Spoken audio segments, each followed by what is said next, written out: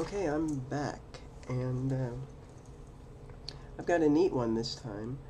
It's a Sharp, made by Sharp,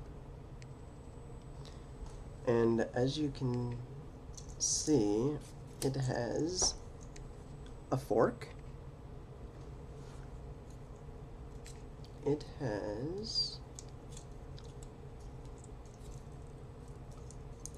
a spoon, it has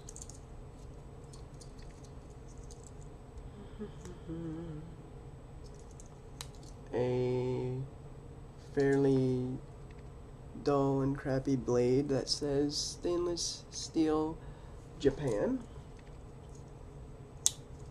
And the last thing, ooh, this is tough.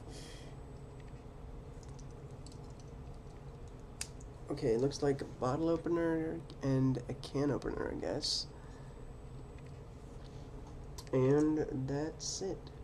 But quite different than the other knives. None of the other knives I have a fork or a spoon on them, so obviously this was made for like camping and whatnot. I'm not sure what the whatnot would be, but definitely different than any of the other ones I have.